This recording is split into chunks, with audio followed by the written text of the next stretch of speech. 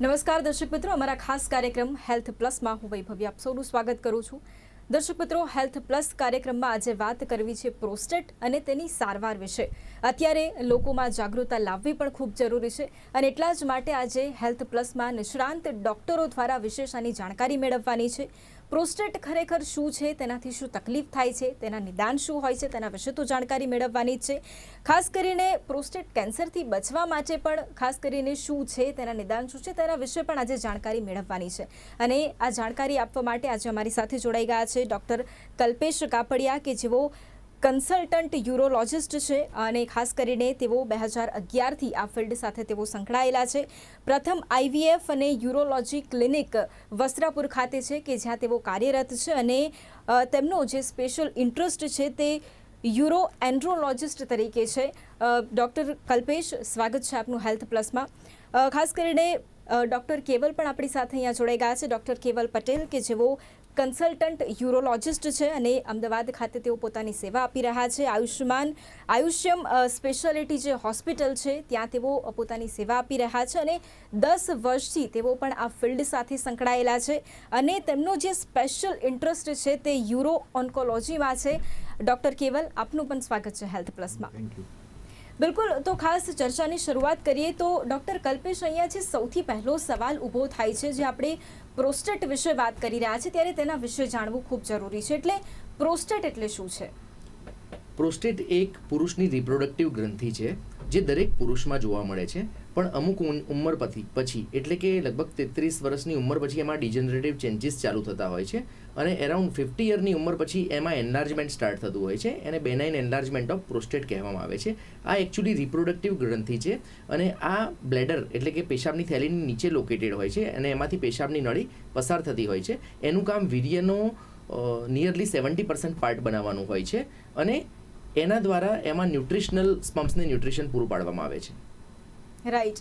Doctor કેવલ, જો થોડું વધારે આના વિશે આપણે સમજવા જઈએ તો શરીરમાં પ્રોસ્ટેટનું ખરેખર શું કામ છે? તો જેમ ડૉક્ટર કાપડિયાએ કીધું કે પ્રોસ્ટેટ એક ગ્રંથિ છે કે જે મૂત્રની નળી એટલે કે બ્લેડરની નીચે આવેલી છે. એ નોર્મલી એના 2 ફંક્શન હોય છે બોડીમાં. ફર્સ્ટ, કે જે એ રિપ્રોડક્ટિવની નળી એટલે કે વાસ ડેફરન્સમાંથી વીર્ય આવે એ ત્યાં આવે અને એની એક થેલી એટલે કે સેમિનલ વેઝિકલ એમાંથી બી ફ્લુઇડ આવે, એને લિક્વિફાઈ કરવું. એટલે પ્રોસ્ટેટનું જે સિક્રિશન છે એને લિક્વિફાઈ કરે છે. એટલે એનું મેજર કામ છે, કારણ કે જે વીર્ય બનતું હોય છે એ બહુ જાડું એટલે કે થીક હોય છે અને એ સ્ત્રીના અંગકોશ સુધી પહોંચી શકતું નથી. તો એને લિક્વિફાઈ કરે અને એની મૂવમેન્ટ વધારવાનું કામ એ પ્રોસ્ટેટનું હોય છે. બીજું, એ જેમ પેશાબની થેલીની નીચે હોય છે એટલે યુરિનનો ફ્લો કંટ્રોલ કરવો, એ પણ એ પ્રોસ્ટેટનું કામ છે. આ 2 એના મુખ્ય ફંક્શન છે. એના સિવાય એનું એક હોર્મોન સિક્રેશન એટલે કે પ્રોસ્ટેટિક સ્પેસિફિક એન્ટીજન નામનું હોર્મોન એ બ્લડની અંદર સિક્રેટ કરે છે. તો પ્રોસ્ટેટના મુખ્યત્વે આ 3 ફંક્શન છે. રાઈટ. ડૉક્ટર કલ્પેશ, ખાસ કરીને પ્રોસ્ટેટ વધવાથી ઘણા લોકો એવા છે કે કદાચ તેમને એટલી જાણકારી ન હોય કે શરીરમાં શું તકલીફ થાય છે. તો ખાસ આ માધ્યમ થકી તમામ જે દર્શકો છે તેમને એ પણ જણાવશો કે શરીરમાં શું તકલીફ થતી હોય છે? પ્રોસ્ટેટ જ્યારે વધે છે ત્યારે એના ચિહ્નો યુરિનરી પ્રોબ્લેમ્સ તરીકે ક્રિએટ થાય છે. એ યુરિનરી પ્રોબ્લેમ્સ 2 ભાગમાં વિભાજિત કરી શકીએ. પહેલો ભાગ કે ઓબ્સ્ટ્રક્ટિવ એટલે કે જેમાં રોકાણ થવું, અને બીજો ભાગ એટલે કે જેમાં ઇરિટેટિવ સિમ્ટોમ એટલે કે જેમાં પેશાબ વારે વારે લાગવું અને એવા થઈ શકે. ઓબ્સ્ટ્રક્ટિવ સિમ્ટોમ્સમાં પેશાબ રોકાઈને આવવો, જોર કરવું, પેશાબ બરાબર ક્લિયર ના થવો, પેશાબ થયા પછી આપણને એવું સેન્સેશન થાય કે બરાબર પેશાબ ખાલી થયો નથી અને રાત્રે વધારે વખત યુરિન જવું, એ હોઈ શકે છે. જ્યારે ઇરિટેટિવ સિમ્ટોમ્સમાં પેશન્ટ વારે વારે દિવસ દરમિયાન યુરિન કરવા જાય છે, દોડીને જવું પડે છે, ક્યારેક પેશાબ કરવા જતાં યુરિન લીક થઈ જાય છે, અથવા હંમેશા એમને કોન્સ્ટન્ટ અર્જન્સી રહે છે કે બાથરૂમ કરવા જવું છે પણ પ્રોપરલી બાથરૂમ ક્લિયર નથી થતું. આ બધા પ્રોસ્ટેટના વધવાના ચિહ્નો એટલે કે BPHના ચિહ્નો છે. બિલકુલ. ડૉક્ટર, ખાસ કરીને તમારી પાસે પણ એક સવાલ લઈને આવું છું ડૉક્ટર કલ્પેશ, કે અત્યારે જે રીતે આપણે ખાસ વાત કરી રહ્યા છે ત્યારે અહીંયા દરેકના મનમાં એક સવાલ એ પણ ઊભો થાય છે કે BPHની જે વાત કરી છે ત્યારે ખાસ એના નિદાન શું છે અને એના વિશે થોડી વિસ્તૃત જાણકારી પણ અમારા દર્શકોને ખાસ જણાવશો. ઓકે. તો BPH એટલે કે બેનાઇન પ્રોસ્ટેટિક હાઇપરપ્લાસિયા, એ અને કેન્સર પ્રોસ્ટેટ આ બંનેને ડિફરન્શિએટ કરવા માટે આપણે ડાયગ્નોસિસ કરવું પડે, કારણ કે એકંદરે બધાના સિમ્ટોમ્સ સેમ જ હોય છે. તો ફર્સ્ટ ઓફ ઓલ ઇન્વેસ્ટિગેશન કરતાં પહેલાં આપણે પેશન્ટની હિસ્ટ્રી અને એના સિમ્ટમ્સ ઇવેલ્યુએશન કરવા જોઈએ પ્રોપર યુરોલોજિસ્ટ દ્વારા.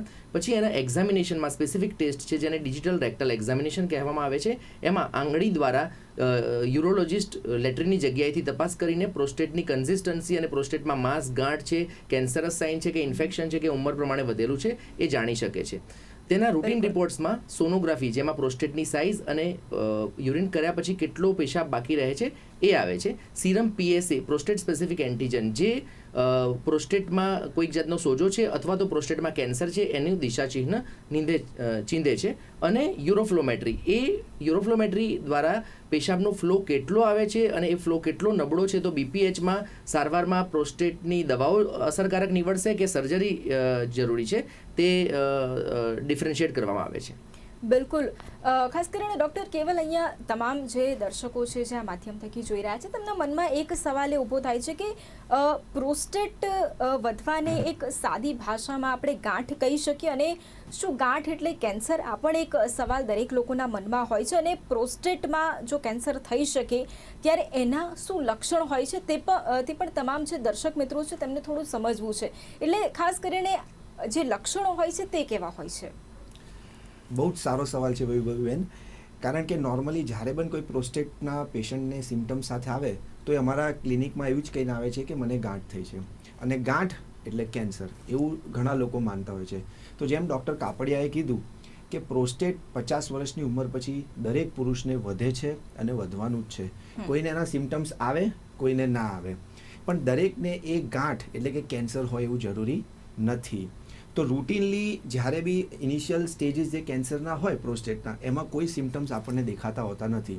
પણ જ્યારે પણ BPH એટલે કે જેમ કલ્પેશ સરે કીધું કે વારે વારે યુરિન જવું અથવા તો અટકીને આવવું, એવા સિમ્ટમ્સ સાથે OPDમાં જ્યારે આપણે આવે ને ડિજિટલ રેક્ટલ એક્ઝામિનેશન કરીએ તો એમને એક DREની વાત કરી, તમને ખ્યાલ હોય તો એના વિશે થોડી આગળ વાત કરીશ કે DREની અંદર જ્યારે બી આપણે એને એક્ઝામિનેશન કરીએ અને આપણે એનું ફિલિંગ એક લીંબુ એટલે કે ફર્મ, લીંબુ કેવું ફર્મ હોય એવું આવે તો અમે એને BPH ગણતા હોય છે.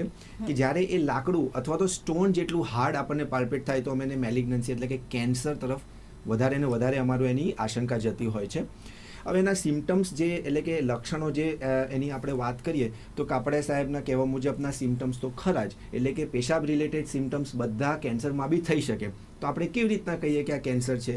તો અર્લી સ્ટેજીસમાં એના કોઈ સિમ્ટમ્સ બીજા હોતા નથી, પણ જો લેટ સ્ટેજ જાય એટલે કે હાયર સ્ટેજીસની અંદર એવા સિમ્ટમ્સ એમાં થઈ શકે, જેમ કે હાડકામાં દુખાવો થવો, પાંસળીમાં દુખાવો થવો, પેટમાં ઘસે ગાંઠ પાલ્પેટ થવી, વજન ઉતરી જવું, ભૂખ ન લાગવી, પેશાબમાં લોહી આવવું, આ બધા સિમ્ટમ્સ અથવા તો લક્ષણ આવે તો આપણે વોર્નિંગ સાઇન્સ કહેવાય. અને આપણે સમજી જવું જોઈએ કે આ જે પ્રોસ્ટેટ વધેલું છે એ કદાચ BPH ન હોય ને કેન્સર તરફ વધારે આપણને નિશાની કરે છે. તો એવા સિમ્ટમ્સ સાથે પેશન્ટ જ્યારે મારી પાસે આવે તો અમે ચેતી જતા હોય છે.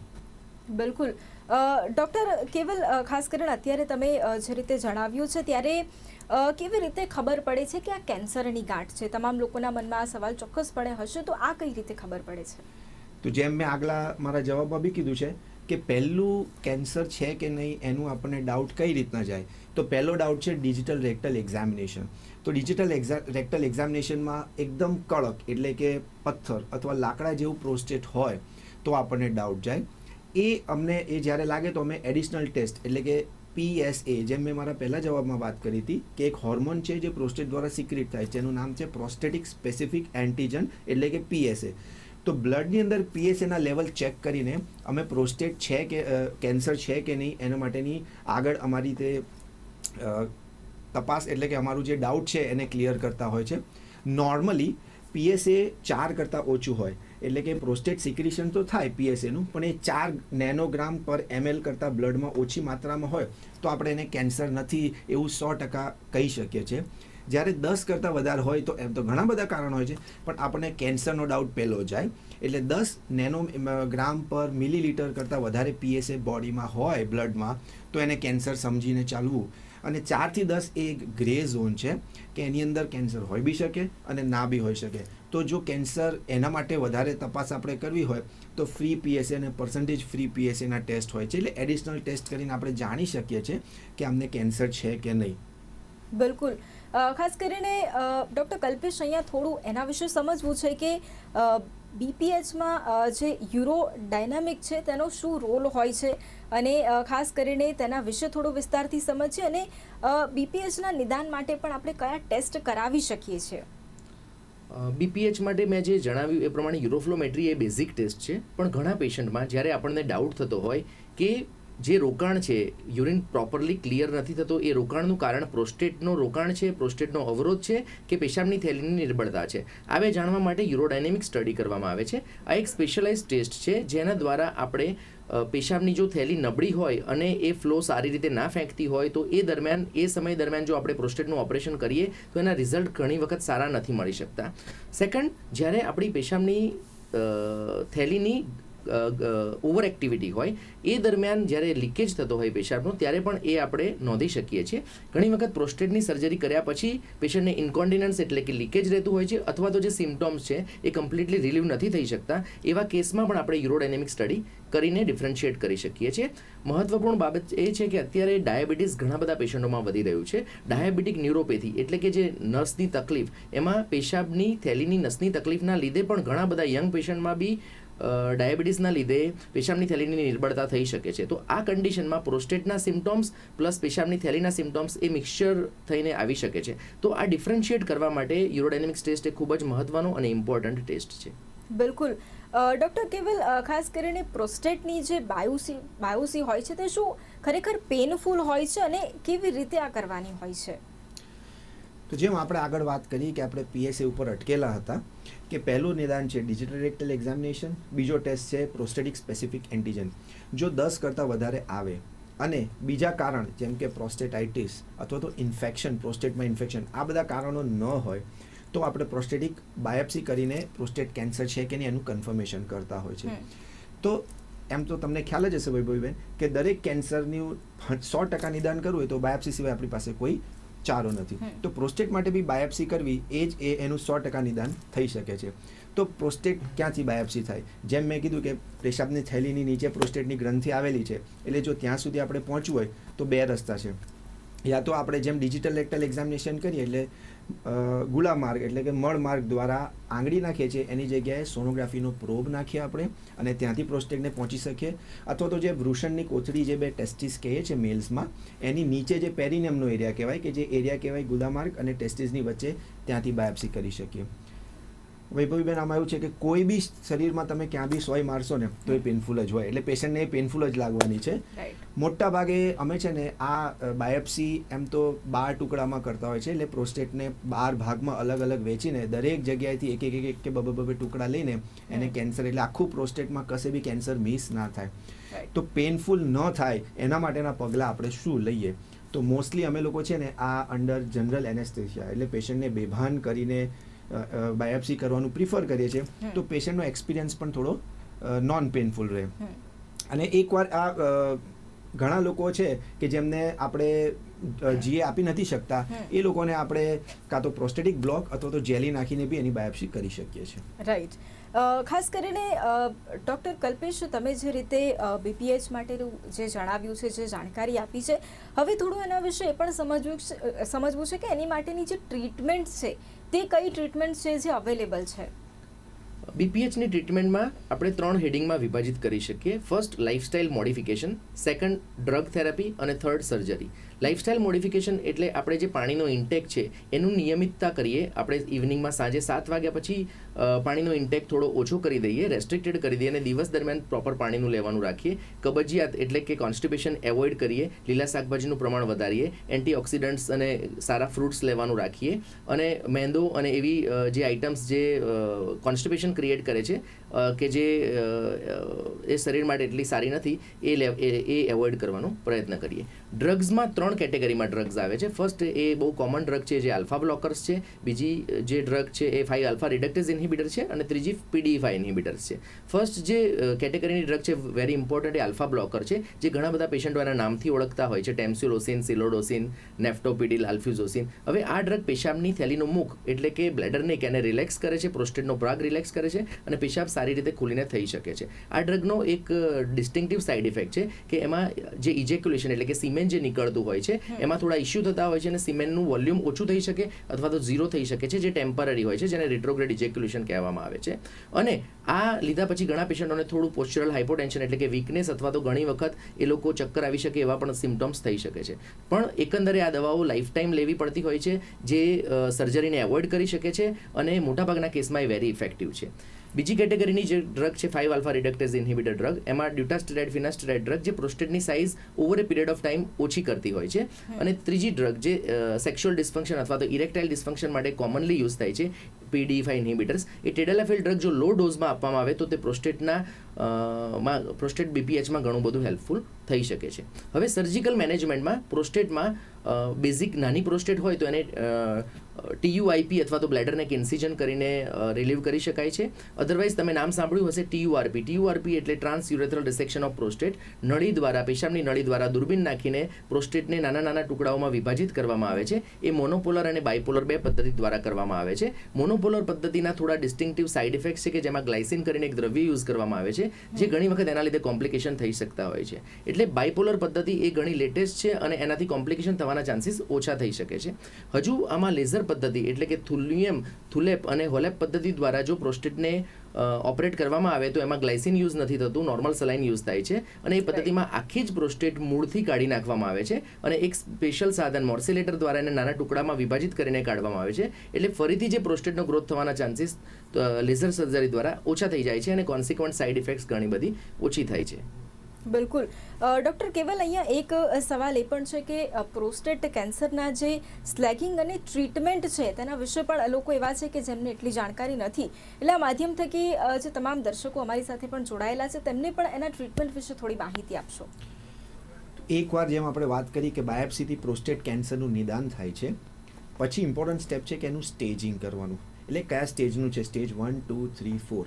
સ્ટેજ 1 એટલે કેન્સર ખાલી પ્રોસ્ટેટમાં છે, સ્ટેજ 2 એટલે એનાથી થોડું બહાર ગયેલું છે, સ્ટેજ 3 એટલે આજુબાજુના લિમ્ફ નોડ્સમાં ઇન્વોલ્વમેન્ટ છે, અને સ્ટેજ 4 એટલે કે દૂર સુધી ફેલાઈ ગયેલું એટલે કે હાડકા અથવા લીવર અથવા લંગ્સ. તો આ સ્ટેજિંગ માટેના ઇમ્પોર્ટન્ટ ઇન્વેસ્ટિગેશન છે એ છે MRI અને બોન સ્કેન. MRI એ લોકલ સ્ટેજિંગ એટલે કે પ્રોસ્ટેટની આજુબાજુ કેટલું સ્પ્રેડ છે એ જોવા માટે, અને બોન સ્કેન આખા. હવે લેટેસ્ટ એક ઇન્વેસ્ટિગેશન બી આવેલું છે આપણી પાસે, એને PSMA પેટ સ્કેન કહેવાય છે. એનાથી આખા બોડીમાં લીવર, લંગ્સ અને બીજે ક્યાં ક્યાં છે એ બી પ્રોસ્ટેટ કેન્સરનો ફેલાવો ક્યાં થયેલો છે આપણે જાણી શકીએ છીએ. તો એકવાર આપણે આ સ્ટેજિંગ નક્કી કરીએ તો સ્ટેજિંગ પ્રમાણેની ટ્રીટમેન્ટ હોય છે. તો સ્ટેજિંગ પ્રોસ્ટેટ કેન્સરની ટ્રીટમેન્ટ ડિપેન્ડ કરે છે કે બાયોપ્સીનો રિપોર્ટમાં શું છે, એનું PSA કેટલું છે અને સ્ટેજ કયું છે. જો અર્લી સ્ટેજીસમાં હોય તો આપણે કાં તો ઓપરેશન કરીને કાં તો એને શેક આપીને એનું નિરાકરણ લાવી શકીએ છીએ. ઘણા બહુ જ અર્લી સ્ટેજમાં હોય તો આપણે એને વેઇટ બી કરી શકીએ અને ઓબ્ઝર્વેશનમાં રાખી શકીએ છીએ. સ્ટેજ 2 અને 3 એની અંદર આપણે મલ્ટીમોડાલિટી થેરેપી એટલે કે ઓપરેશન, જેમાં મુખ્યત્વે મેઇનલી રેડિકલ પ્રોસ્ટેટેક્ટોમીનું ઓપરેશન આપણે કરવાના હોય છે. એની સાથે બીજી થેરેપીઝ જેમ કે રેડિયોથેરેપી અથવા હોર્મોનલ થેરેપી બી આપણે આપવાની હોય છે. લેટ સ્ટેજ એટલે કે સ્ટેજ 4માં હોર્મોનલ થેરેપી આપણી પાસે ઓનલી ઓપ્શન છે. હોર્મોનલ થેરેપીના મલ્ટિપલ ઓપ્શન્સ આપણી પાસે અવેલેબલ છે, એટલીસ્ટ 5 થી 7. એટલે લે સ્ટેજ માટે આપણી પાસે હોર્મોનલ થેરેપીનું એક ઓપ્શન છે. બિલકુલ.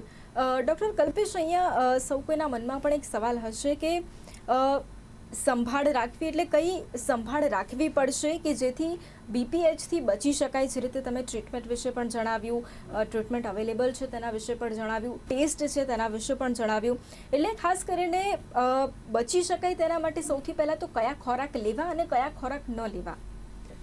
BPH એ ઇનએવિટેબલ છે, એટલે કે દરેક પુરુષમાં BPHના ચિહ્નો આવવાના જ છે, BPHના ડેવલપમેન્ટ થવાનું જ છે. પણ ઘણા પુરુષોમાં તેનું ડેવલપમેન્ટ ઓછા માત્રામાં થતું હોય, એમનામાં સિમ્પ્ટોમેટિક ઓછા થતા હોય છે. પણ એટલે કે એકંદરે આપણે એનાથી બચી નથી શકતા, કારણ કે ડિજનરેટિવ ડિઝીઝ છે. એજ જેમ પ્રમાણે એજિંગ થશે એ પ્રમાણે એ BPH થવાનું જ છે. છતાં પણ જો આપણે પ્રોપર સંતુલિત સમતોલ આહાર લઈએ, યોગ્ય પ્રમાણમાં ફાઇબર્સનો ડાયટ લઈએ, કોન્સ્ટિપેશન એવોઇડ કરીએ, એન્ટીઓક્સિડન્ટ્સ, ફળ અને ગ્રીન વેજીટેબલ્સ જો વધારે પ્રોપર માત્રામાં લઈએ, ટોમેટોઝ જે એના માટે પ્રોટેક્ટિવ કહેવાય છે એનો ઇન્ટેક પ્રોપર કરીએ. પણ એકંદરે જો કોઈ એવી એક વસ્તુ નથી કે જે આહાર લેવાથી આપણે બીપીએચથી મુક્તિ પામી શકીએ. પણ અહીંયા મારો એક જવાબ છે અને એક સ્પેસિફિક આન્સર છે કે જો આપણે એનું અર્લી ઇવેલ્યુએશન કરતાં શીખી જઈએ, 50 યરની ઉંમરથી દરેક પુરુષને આપણે regular digital rectal examination, PSA, symptomatic evaluation, uroflowmetry દ્વારા ઇવેલ્યુએશન કરી શકીએ તો આપણે early diagnosis of even prostate cancer અને બીપીએચનું કરી શકીએ અને એ રીતે આપણે આ ડિઝીઝથી ઘણા બધા મહદઅંશે છુટકારો મેળવી શકીએ છીએ. બિલકુલ. ડૉક્ટર કેવલ અહીંયા ખાસ કરીને સમજવું છે કે રેડિકલ પ્રોસ્ટેક્ટોમી એ સર્જરી છે કે જેના વિશે ઘણા લોકોને જાણકારી નથી, તો તેના વિશે થોડું વિસ્તારથી જાણવું છે. ચોક્કસ વૈભવીબેન, પણ પહેલાં હું જે સરે આપણે કહ્યું એમાં મારે એક વાત એડ કરવી છે કે 50 વર્ષ પછી દરેક પુરુષને પ્રોસ્ટેટ વધવાનું જ છે, પણ અમુક લોકોને એના સિમ્ટમ્સ આવે છે, અમુકને નથી આવતા. એનું કારણ શું છે? તો નોર્મલી શું છે કે પ્રોસ્ટેટનું ગ્રોથ થાય. પ્રોસ્ટેટ એટલે એક એપલ સમજી લો, એપલની વચ્ચોવચ્ચ એ પેશાબની નળી પાસ થાય છે. ઘણા લોકોને એ ગ્રોથ થાય તો એ નળીને દબાણ કરે તો એનાથી સિમ્ટમ્સ આવે. ઘણા લોકોને એ દબાણ ન કરે ને બહારની સાઈડ વધે તો સિમ્ટમ્સ ના બી આવે. એટલે સાઇઝ એ હું એને ક્રાઇટેરિયા માનતો નથી, પણ અમુક લોકોને કેમ સિમ્ટમ્સ નથી આવતા એનું એક આ જસ્ટ મેં કારણ આપ્યું. હવે હા, આપણા સવાલ પર આવીશ કે રેડિકલ પ્રોસ્ટેટેક્ટોમી એટલે શું. તો જેમ મેં આગલા મારા જવાબમાં વાત કરી કે પ્રોસ્ટેટ કેન્સરની જે સર્જરી છે એનું નામ છે રેડિકલ પ્રોસ્ટેટેક્ટોમી. તો રેડિકલ પ્રોસ્ટેટેક્ટોમી એટલે આપણે એની અંદર પ્રોસ્ટેટ કાઢીએ છીએ, પ્રોસ્ટેટની સાથે વીર્યની જે નળી એટલે કે વાસ ડેફરન્સ એને કાઢીએ છીએ, વીર્યની બેગ છે જે સેમિનલ વેઝિકલ્સ એને કાઢીએ છીએ, આજુબાજુનું ફેટ કાઢીએ છીએ અને લિમ્ફ નોડ્સ કાઢીએ છીએ. તો આ એક ટોટલ સર્જિકલ પેકેજ જે હોય એને કહેવાય છે રેડિકલ પ્રોસ્ટેટેક્ટોમી. રેડિકલ પ્રોસ્ટેટેક્ટોમી એ એક એવી સર્જરી છે કે જે early stages of prostate cancer એટલે 1-2માં ખાલી ક્યોરેટિવ ટ્રીટમેન્ટ તરીકે આપણે કરીએ છીએ અને થોડા લેટર એટલે કે 3 સ્ટેજમાં એ મલ્ટીમોડાલિટી થેરેપી એટલે કે સર્જરી પ્લસ રેડિયોથેરેપી અથવા તો હોર્મોનલ થેરેપીની સાથે કરાતી ટ્રીટમેન્ટ છે. રેડિકલ પ્રોસ્ટેટેક્ટોમી મોટા ભાગે એક 5.5 થી 7 સેન્ટીમીટરનો નાના ચેકામાં ડૂટીની નીચે એક ચેકો મૂકીને કરવામાં આવતી સર્જરી છે કે જેને ઓપન કરવામાં આવે છે. લેટેસ્ટ ટેકનોલોજી એમાં દૂરબીન દ્વારા એટલે કે લેપ્રોસ્કોપિકલી બી કરવામાં આવે છે. એમાં 5 નાના પેટમાં હોલ બનાવીને આપણે પ્રોસ્ટેટ કાઢીએ છીએ અને પછી પેશાબની થેલીને પેશાબની નળી સાથે જોઈન કરીએ છીએ. એનાથી આપણે આગળ એક સ્ટેપ જઈએ તો લેટેસ્ટ ટેકનોલોજી રોબોટિક પ્રોસ્ટેટેક્ટોમી છે કે જેની અંદર પેશન્ટની બાજુમાં ન રહીને સર્જન પેશન્ટથી દૂર રહીને બી ઇફેક્ટિવલી સેમ સર્જરી કરી શકે છે. એટલે એને અર્ગોનોમિક્સમાં બી હેલ્પ કરે છે, પ્લસ જે મશીનની મેનોવરેબિલિટી બહુ વધારે હોય છે એટલે એનાથી એના જે ફંક્શનલ આઉટકમ્સ અને ઓન્કોલોજીકલ આઉટકમ્સમાં કોઈ ફરક નથી. જોકે પણ ઘણીવાર સૂચરિંગ એટલે કે ટાંકા લેવામાં થોડી ઘણી મદદ પડતી હોય છે આપણને. બિલકુલ. અને ડૉક્ટર કેવલ અને ડૉક્ટર કલ્પેશ, ખૂબ સરસ રીતે તમે જાણકારી તો આપી છે, પણ ડૉક્ટર કેવલ છેલ્લા તમામ લોકોને શું સલાહ આપશો તમારા તરફથી કે પ્રોસ્ટેટ કેન્સરથી બચવા માટે લોકો શું કરી શકે? તો જેમ ડૉક્ટર કાપડિયાએ કીધું કે આજકાલ બધા ગૂગલના ફેન્સ છે, ગૂગલ કિડ્સ છે, એટલે ગૂગલમાં તમે વાંચશો તો ઘણી જગ્યાએ તમને ખબર પડશે કે ભાઈ ટામેટા ખાઓ તો પ્રોસ્ટેટથી બચવામાં આવશે, સોયાબીન ખાઓ પ્રોસ્ટેટથી બચવામાં આવશે, XYZ. પણ હું એમાં જસ્ટ એક કોશન કહેવા માંગીશ કે બાજુમાં એક નાની ફૂંદડી હોય છે કે જે જોતું નથી, કે જેને નીચે ફૂંદડી વાંચો તો લખશે કે ભાઈ ઇફેક્ટિવ કે કન્ક્લુઝિવ સ્ટડીઝ આના માટે આપણે છે નહીં. આ બધું થોડીક નાના પેશન્ટોમાં લીધેલી સ્ટડીઝ એટલે કે જેને આપણે પાકા પાયે માની શકીએ નહીં. તો હું જેમ ડૉક્ટર કાપડિયાએ કીધું હું બી એ જ વસ્તુને ઇકો કરીશ કે કોઈ વસ્તુ ખાવાથી પ્રોસ્ટેટ કેન્સર ન થાય એવું છે નહીં, અને કોઈ વસ્તુ ખાવાથી પ્રોસ્ટેટ કેન્સર થાય એવું બી કશું કન્ફર્મેશન છે નહીં. તો પછી આપણે આમાં શું કરવું જોઈએ? તો પ્રોસ્ટેટ કેન્સર 2 પ્રકારના હોય છે. એક હોય છે કે જે ફેમિલિયર ટ્રાન્સમિશન એટલે વારસાગત, ફાધરમાંથી સનને થાય. બીજું હોય છે બિન વારસાગત એટલે નોન ફેમિલિયર. તો વારસાગત પ્રોસ્ટેટ કેન્સર હોય ને એ લોકોના બાળકોને અને ફિમેલ્સને બી રેગ્યુલર ચેકઅપ કરાવતા જોવું જોઈએ. અર્લી એજ એટલે કે 40 વર્ષની ઉંમર પછી રેગ્યુલરલી PSA કરાવીને પોતાની જાતને ચેક કરવા પડે.